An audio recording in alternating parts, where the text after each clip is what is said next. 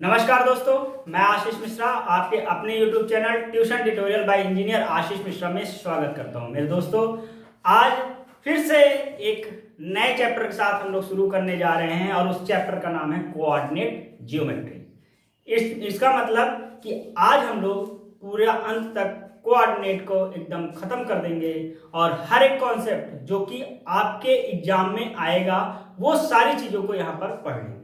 ध्यान दीजिए, यहाँ पर हम आपको एक रिवीजन करा रहे हैं और जितने भी इंपॉर्टेंट पॉइंट है जिनको रिवीजन कराना है वो सारी चीजों को यहाँ पर डिस्कस कर रहे हैं कि आपके एग्जाम के लिए क्या इंपॉर्टेंट है मेरे दोस्तों। और अगर डिटेल में पढ़ना तो इसका हमने पूरा वीडियो फुल डिटेल में बना के डाल दिया, वहां पढ़ लीजिए अगर आपके पास समय हो तो। नहीं तो इसको रिवीजन करिए, आपका एग्जाम में कोई भी प्रश्न छूटेगा नहीं, इन्हीं कॉन्सेप्ट्स में से आएंगे। और अगर आपने सपोर्ट किया तो हमने आपको वादा किया है कि इंपॉर्टेंट क्वेश्चंस भी इसके हम कराएंगे, और अगर सपोर्ट नहीं किया तब फिर देखा जाएगा। ठीक है, फिर मैं हमारे ऊपर हमारे समय के ऊपर निर्भर करता, क्योंकि यदि हम आपके लिए समय दे रहे हैं तो आपको भी हमारे लिए समय देना पड़ेगा थोड़ा बहुत। ठीक है दोस्तों, तो चलिए स्टार्ट करते हैं कोऑर्डिनेट जियोमेट्री। तो दोस्तों, सबसे पहले हम इसके नंबर के वेटेज देख लें कि आपके एग्जाम में कितने कितने नंबर का कोऑर्डिनेट ज्योमेट्री से क्वेश्चन आता है।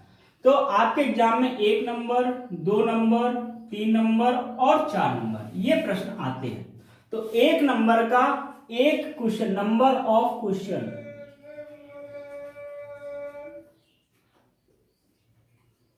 एक नंबर का एक क्वेश्चन, 2 नंबर का एक क्वेश्चन, 3 नंबर का एक क्वेश्चन और 4 नंबर के 0 क्वेश्चन यहां से आपको मिलते हैं। कभी कभी हो सकता है कि 4 नंबर का एक क्वेश्चन हो, यानी मैक्सिमम आपको 3, 2, 5 और 1, 6, यानी मैक्सिमम 6 से 7 नंबर, 6 से 7 नंबर, 8 नंबर तक का आपको नंबर, ये इतने नंबर के क्वेश्चंस आपके कोऑर्डिनेट जियोमेट्री से पूछे जाते हैं। ठीक है, तो एक अच्छा खासा वेटेज है आपके एग्जाम में कोऑर्डिनेट जियोमेट्री का। तो चलिए इसको आपको हमने बता दिया, अब स्टार्ट करते हैं कोऑर्डिनेट ज्योमेट्री का। तो दोस्तों, इसको सीखने से पहले हम आपको बेसिक चीजें आपको बता दें कि कोऑर्डिनेट ज्योमेट्री का बेसिक चीज क्या होता है, बेसिक मतलब क्या होता है कोऑर्डिनेट का, वो हम बताएं। को माने होता है 2, ऑर्डिनेट माने होता है एक्सिस, जियोमेट्री माने होता है जो जियोमेट्री करे, जो उसमें कला करे। तो ये इसका मतलब कि कोऑर्डिनेट मतलब 2 एक्सिसों के बारे में बात करेंगे। तो ध्यान दीजिएगा, यहां पर एक एक्सिस हमारा ये होता है, इसको बोलते हैं वाई एक्सिस, और एक एक्सिस हमारा ये होता है, इसको बोलते हैं हम लोग एक्स एक्सिस। तो यहां पर एक्स एक्सिस और वाई एक्सिस की बात करेंगे, ये हमारा होता है एक्स, ये हमारा होता है एक्स डैश और ये होता है ओ, वाई, वाई डैश ओ। ध्यान दीजिएगा, ये हमारा क्या है, एक्स एक्सिस है, ये हमारा वाई एक्सिस है, ये एक्स एक्सिस है, ये वाई एक्सिस है। इसको बोलते हैं ओरिजिन। ध्यान दीजिएगा कि इसको क्या बोलते हैं, ओरिजिन। ठीक है, 0,0 ये हमारा ओरिजिन हो गया, 0,0। अब इसके इधर की ओर जाएंगे राइट हैंड साइड, तो इधर हमको पॉजिटिव मिल जाएगा, +1, +2, +3, +4, यहाँ पर 1, 2, 3, 4, इस तरह से इनफाइनाइट तक चला जाएगा। ठीक है मेरे दोस्तों, और इधर आएंगे तो -1, -2, -3, -4 और माइनस इनफाइनाइट तक चल जाएगा। इधर आएंगे तो +1, +2, +3, +4, 1, 2, 3, 4 और इस तरह से इनफाइनाइट तक चला जाएगा। ठीक इसी तरह नीचे आएंगे तो -1, -2, -3, -4 और इनफाइनाइट तक हमारा चला जाएगा। ठीक है दोस्तों, कोई दिक्कत, कोई परेशानी नहीं है। अब ध्यान दीजिएगा, इसको हम लोग बोलते हैं फर्स्ट कोऑर्डिनेट, इसको बोलते हैं सेकंड कोऑर्डिनेट, इसको बोलते हैं थर्ड कोऑर्डिनेट और इसको बोलते हैं फोर्थ कोऑर्डिनेट। ठीक है मेरे दोस्तों, अब फर्स्ट कोऑर्डिनेट में क्या होता है, फर्स्ट कोऑर्डिनेट में हमारा x पॉजिटिव होता है और y भी पॉजिटिव होता है। इधर हमने क्या होता है, x positive, y positive. Second coordinate में क्या होता है कि x हमारा नेगेटिव हो जाएगा, y हमारा पॉजिटिव हो जाएगा। यहां पर क्या होगा, x नेगेटिव है और y भी नेगेटिव है। यहां पर हमारा क्या होगा, x हमारा पॉजिटिव है और y नेगेटिव है। ठीक है, तो ये चारों कोऑर्डिनेट में साइन के बारे में हमने डिस्कस किया, आप उसको देख लीजिए फिर हम बताते हैं। ठीक है दोस्तों, अब ध्यान दीजिएगा, कि इसको बोलते हैं, इस वाले को क्या बोलते हैं, इसको एक नाम और देते हैं और उसका नाम होता है एब्सिसा। इस एक्स एक्सिस को एक और नाम से जानते हैं, A B S C I S S A, abscissa इसको बोलते हैं। क्या बोलते हैं? A B S C I S S A, abscissa बोलते हैं। और इसको ऑर्डिनेट बोलते हैं। क्या बोलते हैं? ऑर्डिनेट। तो ध्यान दीजिएगा, एक्स एक्सिस को हम एक और नाम से जानते हैं एब्सिसा, और वाई एक्सिस को एक और नाम से जानते हैं ऑर्डिनेट। ठीक है, और ध्यान दीजिएगा, अगर आपके एग्जाम में ऐसे लिखा हो ए कॉमा बी, यानी कि मान लीजिए ए की जगह में 2 और कॉमा 3 लिखा हो, तो ये हमेशा एक्स एक्सिस को डिनोट करता है और ये हमेशा वाई एक्सिस को डिनोट करता है। यानी ये एब्सिसा को डिनोट करता है, ये ऑर्डिनेट को डिनोट करता है। क्लियर हो गई बात? कोई दिक्कत, कोई परेशानी? ये तो थी बेसिक चीजें जो आपके एग्जाम में इनडायरेक्ट रूप से फायदा करेगा, डायरेक्ट रूप से यहाँ से प्रश्न नहीं आएगा क्योंकि ये 9th में के सिलेबस। ठीक है, अब मेरे दोस्तों इसके आगे हम लोग चलते हैं जहां से आपका सिलेबस स्टार्ट होता है, और वो बात है डिस्टेंस फॉर्मूला। क्या है? Distance formula. क्या है मेरे दोस्तों? Distance formula. यहीं से आपके कोर्स का स्टार्टिंग होता है, डिस्टेंस फॉर्मूला।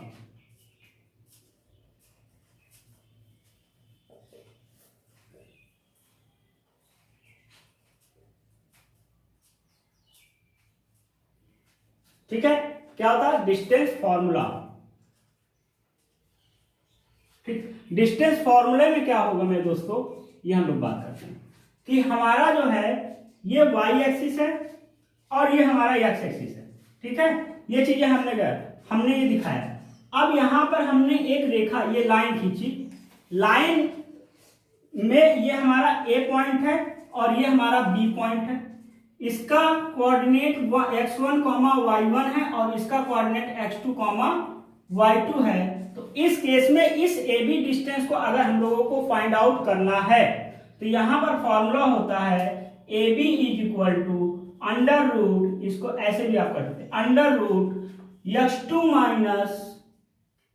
माइनस x1 का whole square plus y2 minus y1 का होल स्क्वायर। ये हमारा फॉर्मूला हो जाएगा।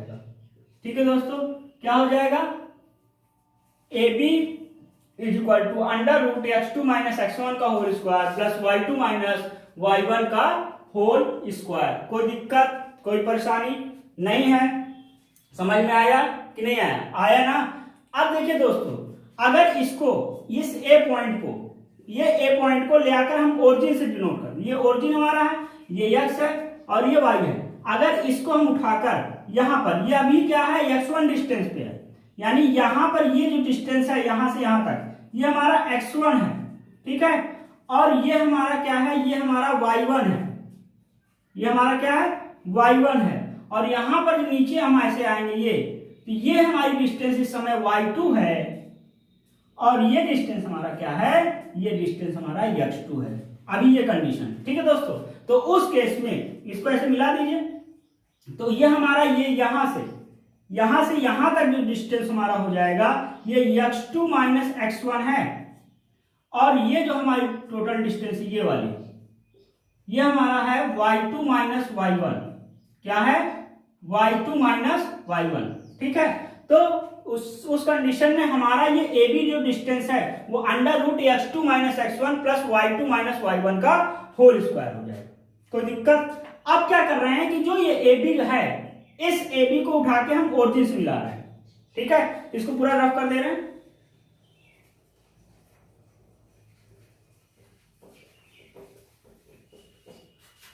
और यहां पर लाते हैं, ये हमारा y एक्सिस हो गया, ये हमारा x एक्सिस हो गया, और अब लाके यहां से यूं मिला दिए, ये हमारा ओरिजिन हो गया और ये हमारा मान लीजिए ए पॉइंट है जो कि x, y है। तो इस केस में अब हमको अगर OB डिस्टेंस चाहिए, डिस्टेंस फ्रॉम द ओरिजिन ऐसे अगर आएगा, तो उस केस में हमारा जो OA आएगा, OA हमारा क्या हो जाएगा, x2 माइनस x1 का whole square plus y2 minus y1 का होल स्क्वायर, और ध्यान दीजिएगा यहाँ पर कि हमारा ये वाला तो x, y है और ये 0, 0 है, क्योंकि ओरिजिन हमेशा क्या होता है 0, 0 होता है। तो यहाँ से हमारा क्या हुआ, यहाँ पर हमारा ये हमारा इसको आप x1 मान लीजिए, ये हमारा x2 हो गया, वो y1 हो गया, ये हमारा क्या हुआ x2 हो गया, ये हमारा क्या हुआ y2 हो गया। तो यहां से अगर आप रखोगे तो x2 हमारा क्या है, x2 हमारा x है, x, 0 का होल स्क्वायर प्लस y, 0 का होल स्क्वायर। तो यहां से हमारा आ जाएगा x square plus y square, ये हमारा OA आ जाएगा। कोई दिक्कत, कोई परेशानी नहीं है। तो ये हमारा हो जाएगा डिस्टेंस फ्रॉम द ओरिजिन। ये क्या है, डिस्टेंस, लिख लीजिए डिस्टेंस फ्रॉम द ओरिजिन। ठीक है, ये चीजें हो गई। अब दोस्तों इसके आगे कुछ एक पॉइंट देखिए, नोट्स बनाने वाली क्लास है, आप इसको साथ में साथ नोट्स बनाते रहिए। नोट्स बनाएंगे तो आपके एग्जाम के एक दिन पहले इतना टाइम नहीं रहेगा कि आप पूरी किताब को पलट सके। आप वही 10-12 पन्ना लगभग बनेगा, 10-12 पेज में ही आप पूरे तुरंत रिवीजन कर सकते हैं, इसलिए शॉर्ट नोट्स बनाते जाइए। तो आप नोट लिखकर लिखिए, नोट करके लिखिए। क्या लिखिए, नोट करके लिखिए। क्या लिखिए, आज बताते हैं कि एनी पॉइंट लिखिए, एनी पॉइंट ऑन द, इसके आगे लिखे दे रहे हैं, कोई दिक्कत तो नहीं है, on the x axis of the form x, 0। अभी समझाते हैं, आप इसको पहला पॉइंट लिख लीजिए। दूसरे पॉइंट में लिखिए कि एनी पॉइंट, दूसरे पॉइंट में लिखिए any point on the y axis of the form 0, y। ठीक है, ये दो पॉइंट लिख लीजिएगा कि any point on the x axis of the form of x, 0 और any point on the y axis of the form 0, y। मेरे कहने का मतलब मेरे दोस्तों है कि अगर यहां पर कोई पॉइंट आपको मिलेगा, ये x एक्सिस है और ये y एक्सिस है, ये हमारा क्या है, ये y एक्सिस है और ये x एक्सिस है, ये हमारा क्या है x एक्सिस। तो यहां पर कोई पॉइंट मिलेगा तो ये हमारा हम मान लेंगे x, 0, क्योंकि y हमारा उठा ही नहीं और y उठा नहीं तो y हमारा 0 होगा। ठीक इसी तरह अगर यहां पर हमको कोई पॉइंट मिलेगा y एक्सिस पर तो वो 0, y होगा, क्योंकि x हमारा वही है, x हमारा कोई परिवर्तन नहीं हुआ, केवल y में परिवर्तन हुआ, इसलिए 0, y हो जाएगा। कोई दिक्कत, कोई परेशानी। तो ये हमारा डिस्टेंस फॉर्मूला का पूरा कॉन्सेप्ट था, आपने इसको नोट कर लिया होगा। अब हम लोग नेक्स्ट टॉपिक पे चलते हैं, सेक्शन फॉर्मूला। क्या चलते हैं, सेक्शन फॉर्मूला।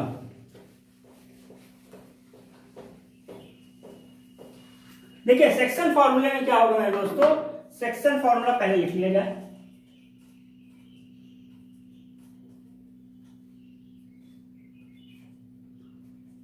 सेक्शन फॉर्मूले में दोस्तों क्या होगा कि ये मान लीजिए कि हमारा y एक्सिस है और ये हमारा x एक्सिस है।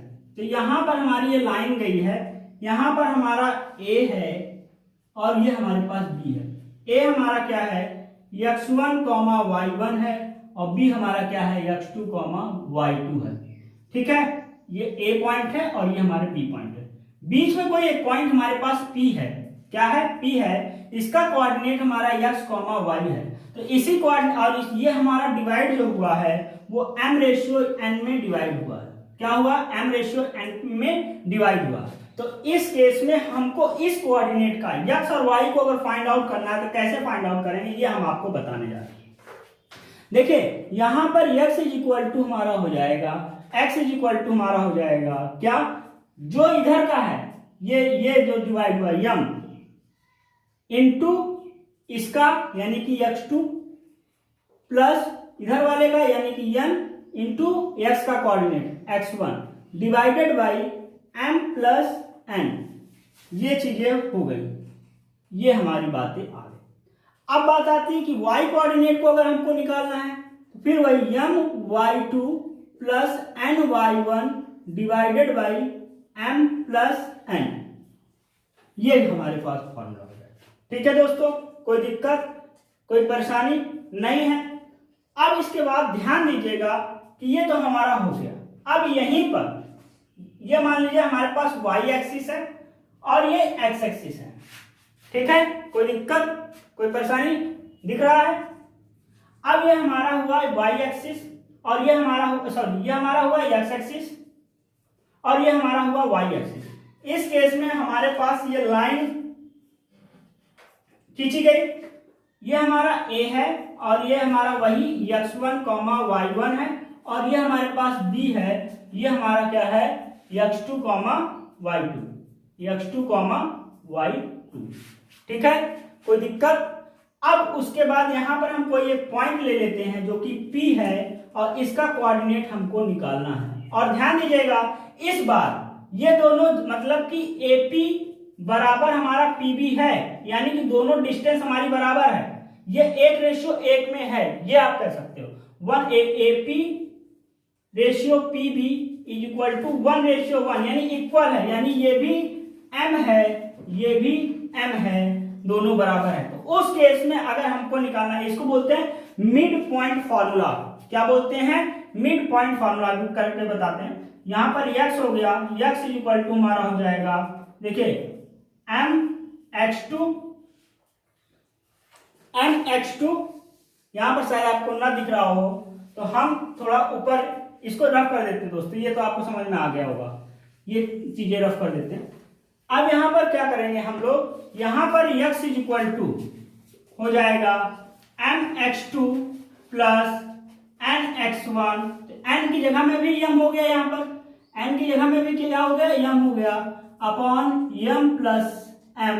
तो यहां से m कॉमन ले लीजिए, x2 plus x1 upon 2m हो गया, m से m कट गया, x इज इक्वल टू हमारा हो गया x1 plus x2 divided by 2। ठीक है दोस्तों, कोई दिक्कत।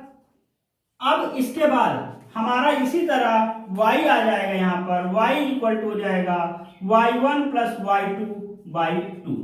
ठीक है दोस्तों, कोई दिक्कत कोई परेशानी।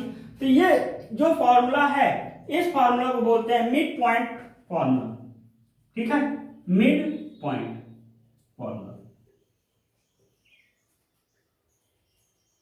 ठीक है दोस्तों, कोई दिक्कत कोई परेशानी। तो ये चीजें हैं, आप इनको देख लीजिए, उसके बाद फिर हम आगे की चीजें आपको बताते हैं। तो दोस्तों अब एक मतलब नया टॉपिक क्या है इसमें कि properties of various type of quadrilateral. तो प्रॉपर्टी आपको ये पता होना चाहिए क्योंकि यहां से भी एक आध क्वेश्चंस आते हैं आपके एग्जाम। पहली बात क्या है, रेक्टेंगल। रेक्टेंगल कोई भी हमारा जो क्वाड्रिलेटरल होता है, जैसे कि हमारे पास एक क्वाड्रिलेटरल है ABCD, ये रेक्टेंगल है कि नहीं कैसे आप जानेंगे? तो इसमें सबसे बड़ी बात क्या है कि आपको चेक करना होगा अपोजिट साइड्स आर इक्वल होना चाहिए। क्या होना चाहिए? Opposite side are equal, opposite side equal होना चाहिए। और दूसरी बात क्या है, हमारा जो डायगोनल होगा, डायगोनल जो होगा are also equal, are also equal. अगर ये होता है अपोजिट साइड हमारे इक्वल होते हैं और डायगोनल भी इक्वल होता है, तो वो क्वाड्रिलेटरल हमारा रेक्टेंगल कहलाता है। ठीक है, दूसरी बात स्क्वायर की बात कर लें। स्क्वायर में क्या होगा, ऑल साइड्स आर इक्वल, यानी 4 साइड होती है। तो ए बी यहां अभी बताते हैं, all side are equal and diagonal are also equal. ठीक है, ध्यान दीजिएगा कि डायगोनल भी हमारा इक्वल हो और सारे साइड भी इक्वल हो तो वो हमारे स्क्वायर कहलाते हैं। यानी कि ए बी बराबर अगर सी डी है, ए बी बराबर सी डी है और ए सी बराबर बी डी है तो वो रेक्टेंगल कहलाएगा। साथ ही साथ इसको डायगोनल बोलते हैं। ए डी और बी सी भी हमारा इक्वल होना चाहिए इन केस ऑफ रेक्टेंगल। यानी यहां पर लिख देते हैं, क्या लिखते हैं कि ए बी बराबर सी डी होना चाहिए एंड ए सी बराबर हमारा बी डी होना चाहिए।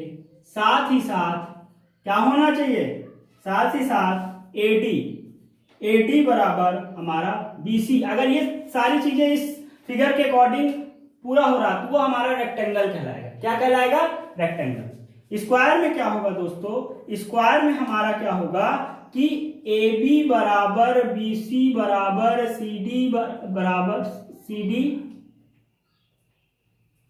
बराबर डी ए, उसके साथ ही साथ हमारा ए सी बराबर हमारा होना चाहिए, सॉरी ए सी नहीं, ए डी बराबर हमारा होना चाहिए बी सी। अगर ऐसा होता है तो ये हमारा क्या होना चाहिए, ये हमारा स्क्वायर होगा, होना क्या चाहिए, स्क्वायर होगा। ठीक है, कोई दिक्कत, कोई परेशानी। अब आता है पैरेललोग्राम। पैरेललोग्राम में क्या होता है, opposite sides are equal, opposite side are equal. अगर अपोजिट साइड इक्वल है तो हमारा पैरेललोग्राम कहलाएगा, और पैरेलल भी होना चाहिए। तो यहाँ पर केवल आपका जो यहाँ प्रश्न आएगा वो केवल अपोजिट साइड आपको इक्वल कराना होगा। अगर इक्वल करा लिए तो वो हमारा पैरेललोग्राम होगा, यानी कि यहाँ पर हमारा ए बी बराबर सी डी होगा, और क्या होगा, और हमारा ए सी बराबर बी डी होगा। तो ये हमारा पैरेललोग्राम कहलाएगा। कोई दिक्कत। अब उसके बाद हमारे दोस्तों यहाँ पर आता है कि पैरेललोग्राम है लेकिन रेक्टेंगल नहीं है। तो इस केस में क्या होगा, इस केस में होगा कि opposite side are equal, opposite side are equal but diagonal are not equal. अगर ऐसा होता है तो हमारा पैरेललोग्राम होगा लेकिन रेक्टेंगल नहीं होगा। ठीक इसी तरह रोम्बस की बात कर रहे हैं, रोम्बस हो लेकिन स्क्वायर ना हो। इतने ही टाइप के आपके 5 टाइप के क्वेश्चन पूछे जा सकते हैं। तो रोम्बस हो लेकिन स्क्वायर ना हो तो उस केस में क्या होगा, all sides are equal, all sides are equal but diagonal are not equal, but diagonal are not equal. In that case, that parallelogram are rhombus but not a square. यानी that quadrilateral are known as rhombus but not a square. अगर opposite side equal है और diagonal equal नहीं है तो उस case में वो रेक्टेंगल नहीं होगा लेकिन पैरेललोग्राम होगा। कोई दिक्कत, कोई परेशानी नहीं है। तो इस तरह के इसको आप नोट कर लीजिए, यहां से भी एक क्वेश्चन आता है। अब दोस्तों आपका एक टॉपिक और इसमें बचा और उसके बाद कुछ इंपॉर्टेंट क्वेश्चंस भी आपको कराएंगे। ठीक है, तो वो है एरिया ऑफ रेक्टेंगल, एरिया नहीं, हाँ एरिया ऑफ ट्राइंगल। ये भी आपके कोर्स में है था, मतलब इस बार रिमूव कर दिया गया, इस बार ये आपके सिलेबस से हटा दिया गया कोरोना की वजह से। तो आप क्या करिएगा, अगर आपको देखने की इच्छा है तो इसका लिंक हम डिस्क्रिप्शन बॉक्स में डाले दे रहे हैं, वहां से जाके पढ़ लीजिएगा। हमने पढ़ाया हुआ है और लेकिन है नहीं, इसलिए यहाँ पर हम नहीं करा रहे, इस बार रिमूव हो गया है, इसको हटा देते हैं। अब इसको देख लीजिए, फिर कुछ इंपॉर्टेंट क्वेश्चंस को आपको कराने जा रहे हैं। देखिए, तो दोस्तों ये पहला क्वेश्चन आपके बोर्ड पे लगा दिख रहा है, देखिए क्या है। तो सबसे पहले हम लोग सोल्यूशन लिखेंगे। क्या लिखेंगे, सोल्यूशन। अब इसमें क्या है, फाइंड द वैल्यू ऑफ ए, हमको ए की वैल्यू फाइंड करना है। So that the point 3, A lies on the line represented by this. ये हमारा एक लाइन का इक्वेशन है, यहाँ पर ये पॉइंट रिप्रेजेंट हो रहा है, ये लाई कर रहा है ये पॉइंट। तो आपको इस ए की वैल्यू बताना है।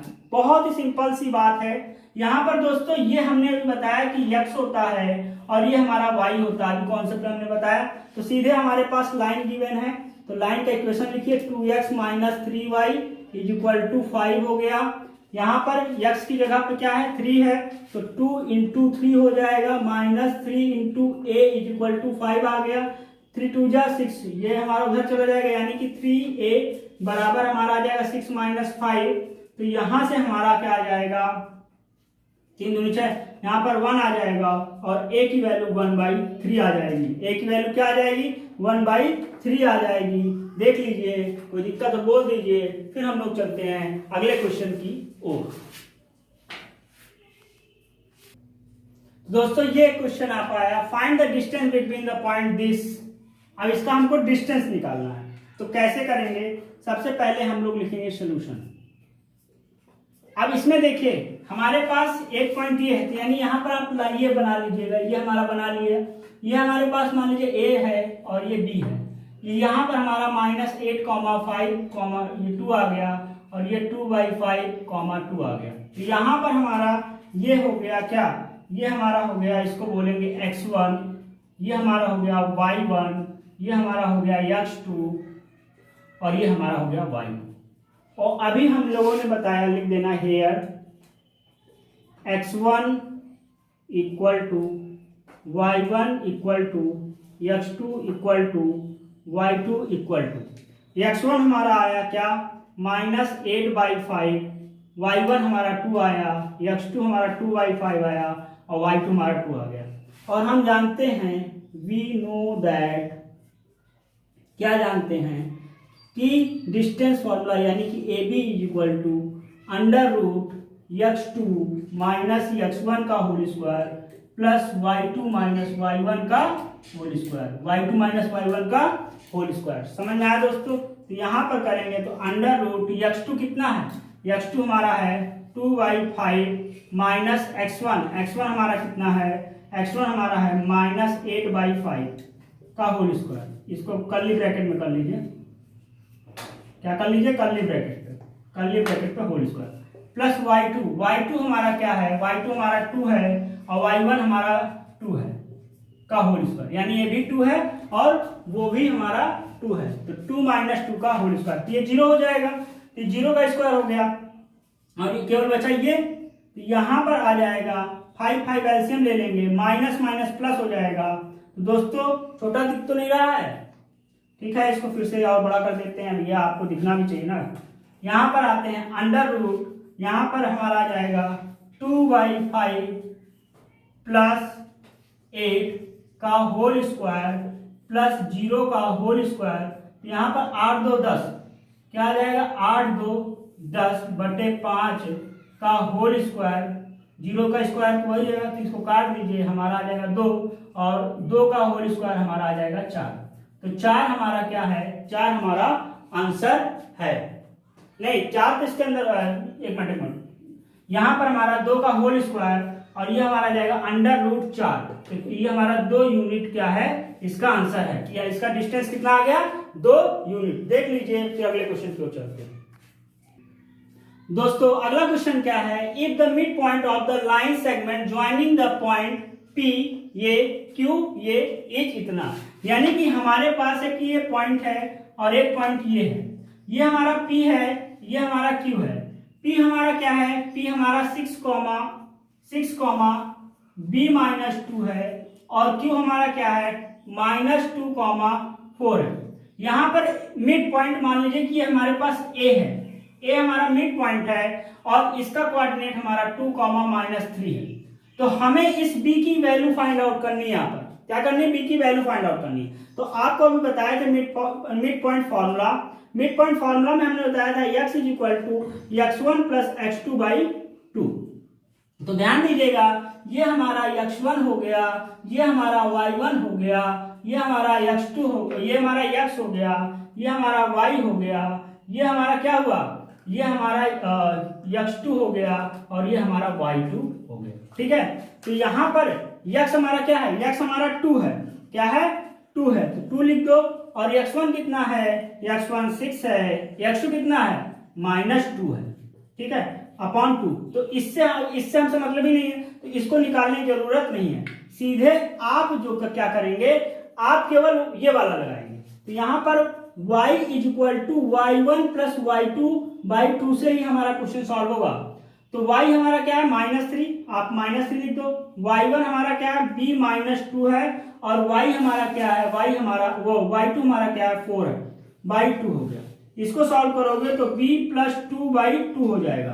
तो यहां से हमारा b + 2 = -3 × 2 यानी कि -6 हो गया। तो b = हो गया -6 - 2 यानी कि -8 हमारा इसका आंसर आ जाएगा, यानी कि b = जो वैल्यू आएगी वो -8 आ जाएगी। देख लीजिए, इसको आप देख लीजिए, कोई दिक्कत हो तो बोल दीजिए। और फिर हम लोग अगला क्वेश्चन देखते हैं। दोस्तों ये क्वेश्चन देखिए और इसको लगाने का भी प्रयत्न कीजिए। देखिए क्वेश्चन क्या है, if the point A 4,3 and B x, 5 are on the circle with the centre centre O 2,3 find the value of x। तो देखिए इसमें क्या होगा, सबसे पहले हमारे पास ये सर्किल हो गया, ठीक है। अब कह रहा है कि इस सर्किल में एक पॉइंट A है, तो आप एक पॉइंट A लिख लीजिए यहाँ पर, और ये A जो है वो 4,3 है, और कह रहा है एक अनदर पॉइंट है, एक दूसरा पॉइंट है, तो आप मान लीजिए कि ये हमारा B पॉइंट है और ये हमारा x, 5 है। ये हमारा मान लीजिए कि सेंटर हमारा O है और O सेंटर क्या है 2,3 है। अब कह रहा है कि हमें इस x की वैल्यू फाइंड आउट करनी। तो दोस्तों कैसे करेंगे, आप जानते हैं, क्या जानते हैं कि सर्किल में रेडियस इक्वल होता है, यानी कि जो डिस्टेंस हमारा OA का होगा वही डिस्टेंस हमारा OB का होगा, ठीक है। और आपके पास OA का डिस्टेंस निकालने के लिए डिस्टेंस फॉर्मूला से आप निकाल सकते हैं। तो यहां से OA बराबर हमारा क्या हो जाएगा, x2 माइनस x1। तो आप किसी को भी x2 मानिए, जैसे इसको x1 मानो, मान लीजिए इसको x2 मान लीजिए, या इसको x1 माने, इसको x2 मान लीजिए। कोई इसमें दिक्कत की बात नहीं कि आप उसको किसको x1 माने, किसको x2 माने, कोई दिक्कत नहीं, आपका आंसर सेम आएगा, आप किसी को मानिए। तो हम चलिए इसको x1 मान लेते हैं, इसको x2 मान लेते हैं। तो x2 माइनस x1 का होल स्क्वायर यानी कि 4 माइनस 2 का whole square plus y2 minus y1 का होल स्क्वायर, इसको आपने x1, ये हमारा हो गया था क्या x1, ये हमारा हो गया था x2, ये हमारा हो गया y1 और ये हमारा हो गया y2, ठीक है।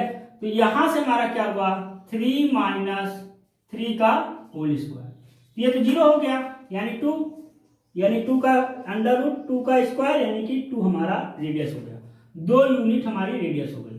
तो यहां पर जो OB होगा, OB is also equal to OA because both are radii of same circle.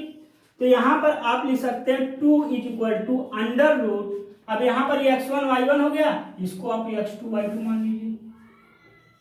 तो यहां से आपका आ जाएगा y2 वो x2 हमारा x हो गया x माइनस 2 का होल स्क्वायर प्लस y2 हमारा क्या है 5 माइनस 3 का होल स्क्वायर। तो यहां पर आपका अब स्क्वायरिंग बोथ साइड, इसके बाद क्या करेंगे स्क्वायरिंग बोथ साइड इन एबव इक्वेशन। तो यहां पर 4 हो जाएगा और यहां पर x माइनस 2 का होल स्क्वायर प्लस 3, 5 में से 3 गया 2 का स्क्वायर हमारा 4 आ गया। तो यहां से हमारा आ जाएगा 4 से 4 कैंसिल आउट हो जाएगा, ठीक है। तो x माइनस 2 का whole square is equal to 0 हो जाएगा। तो x minus 2 is equal to 0, इसका मतलब x इज इक्वल टू हमारा 2 आ जाएगा, यानी x की वैल्यू हमारी क्या आ जाएगी, x की वैल्यू हमारी 2 आ जाएगी, ठीक है। दोस्तों देख लीजिए, कोई दिक्कत तो बताइए, नहीं है। तो दोस्तों ये क्वेश्चन देखिए, बहुत ही बढ़िया क्वेश्चन है और ये आएगा 3 नंबर पे आपके एग्जाम में आएगा। If A 1,2 B 4,3 and C 6,6 are the 3 vertices of the parallelogram ABCD, find the coordinate of the 4th vertex D। यानी कि हमारे पास एक पैरेललोग्राम है, ये मान लीजिए कि आपके पास एक पैरेललोग्राम है, ये हमारे पास A है, ये B है, ये C है और ये D है। A का कोऑर्डिनेट 1,2 दिया है, B हमको दिया है 4,3, C हमको दिया हुआ है 6,6 और D हमसे पूछा है। तो D हम लोग मान लेते हैं x, y, क्या मान लेते हैं x, y। ध्यान दीजिएगा, जो पैरेललोग्राम होता है वो बाइसेक्ट ईच अदर होता है, आपने पढ़ा होगा। बाइसेक्ट ईच अदर का मतलब है कि बाइसेक्ट ईच अदर का मतलब ये आके यहां पे मिल रहा रहता है, ठीक है। बाइसेक्ट ईच अदर का मतलब होता है दोस्तों कि बाइसेक्ट ईच अदर का मतलब होता है दोस्तों कि यहां पर ये बराबर ये होगा और ये बराबर हमारा ये होगा, इसको अगर O मानते हैं, ठीक है। तो यहां पर दोस्तों क्या हम लोग करेंगे, यहां पर हम लोग दोस्तों करेंगे क्या, यहाँ पर हमारा देखिए ये हमारा मिड पॉइंट, यानी कि ये हमारा मिड पॉइंट हो गया। तो मिड पॉइंट लगा के हमको इन दोनों को पता है, तो ये हम मान लेते हैं कि हमारा x1, y1 हो गया। तो x1 यहाँ निकालने के लिए, क्या निकालने के लिए x1 यहाँ निकालने के लिए क्या करेंगे, इन दोनों को प्लस कर देंगे, यानी कि 1 + 6/2 यानी कि 7/2 आ जाएगा।